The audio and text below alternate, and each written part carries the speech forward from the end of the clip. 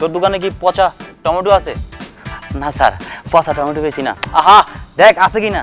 Sir এই যে সব পচা টমেটো, এবার কোন কয় কেজি দিব? দাম ওই ভালো জায়গাতে এবার 2 কেজি মাইপা দে, বাসায় মেহমান আইছে।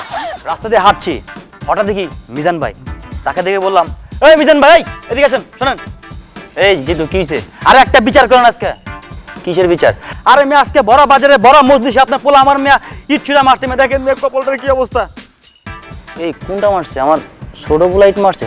আরে ভাই আপনার পোলা তো 2টা, ছোট পোলা ইট মারলো আপনি বুঝলেন কেমনে?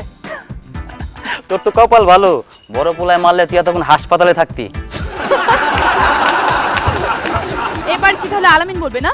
হ্যাঁ আপু বলো। বাচ্চা মেয়ে তার আম্মুর কাছে এসে বলতেছে, আম্মু আম্মু আমি পৃথিবীতে কিভাবে আসলাম? ভারী প্রশ্ন। শোনো, আমি বাগানের কোনায় একটু মাটি রেখে আসছিলাম, তো 2 দিন বাদে গিয়ে দেখি তুমি এখানে কান্নাকাটি করছো। আমি তোমাকে বাসায় নিয়ে আসলাম। ঠিক আছে।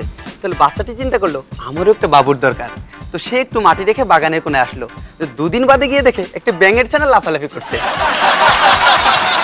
যাই হোক, ইদানিং আমি টমেটো বিক্রেতা, টমেটো বেচি বাজারে। তা আমাদের বস, জিগরিয়া বস এসে বলল, এই জিতু এই তোর দোকানে কি পচা টমেটো আছে? না স্যার, পচা টমেটো বেশি না। আহা দেখ আছে কি না। কে স্যার কি করবেন? আরে সস বানাবো, দেখ একটু বাস না। স্যার বাসটাছি, দাঁড়ান।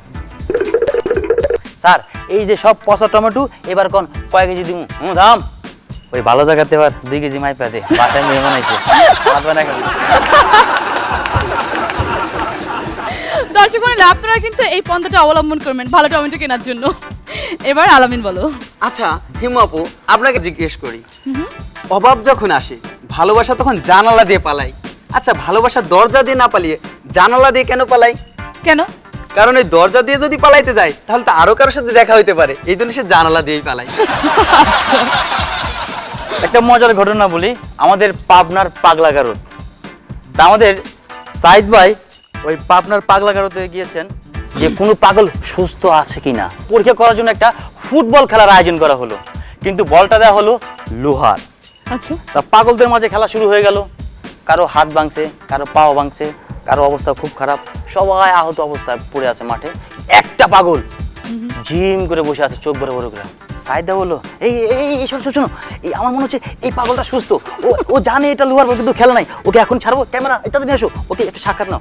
আচ্ছা আমি সাইদ, আপনি সুস্থ, আপনি একদম ভালো, আর সবগুলা পাগল, আপনি আমাদের এই কমেডি আওয়ারে কিছু একটা বলুন। তখন ওই পাগল বলে, আই তো শিয়ানা, আই হইছি হেড স্পেশালিস্ট, আই ওয়ার হইছি বলটা হেড মারবার লাই। এক ভদ্রলোকের স্ত্রী ট্রেন থেকে পড়ে গেছে, তখন সে চিৎকার চেঁচামেচি, আরে আমার বউ পড়ে গেছে, আরে আরে আমার বউ পড়ে গেছে, আরে আমার বউ পড়ে গেছে। আই মিয়া এত চিৎকার করতেছো কেন? চেন টানো। হন মিয়া, আমার বউ যদি জানে বিনা কারণে আমি চেন টানছি আর 200 টাকা জরিমানা দিছি, আমারে কি আর আস্ত রাখবো? মাইরাই তো ঠ্যাং ভেঙে গেলাইবো। হেমাপু, আচ্ছা বলুন তো, সাদা মুরগির ক্ষমতা বেশি না কালা মুরগির ক্ষমতা বেশি? দুটোর ক্ষমতাই বেশি। না হলো না, আমি মনে করি কালো মুরগির ক্ষমতা বেশি, কারণ কালা মুরগি সাদা ডিম পারতে পারে, আর সাদা মুরগি কালা ডিম পারতে পারে না। সেদিন দেখে আমার বন্ধু আবুল পার্কের ল্যাম্পপোস্টের নিচে কি যেন খুঁজছে, তো আমি তো জিজ্ঞেস করলাম, কি রে আবুল কি খুঁজিস এখানে? দোস্ত আর বলিস না, আমার দামি আংটিটা ওই যে অন্ধকার ঝোপটা দেখতেছিস না, ওইখানে হারাই গেছে। ওই মিয়া ওইখানে রেখেছে, তো এইখানে খুঁজতেছিস কেন? হ্যাঁ আরে ওইখানে যে অন্ধকার, ওইখানে খুঁজলে কি আর পাবো রে, তাই তো এইখানে খুঁজতেছি। ওকে জিতু এবং আলামিন, তোমাদের দুইজনকে অসংখ্য ধন্যবাদ। তোমরা এত মজার মজার চুটকি আমাদেরকে শুনিয়েছো, আমাদের দর্শকদের উপহার দিয়েছো।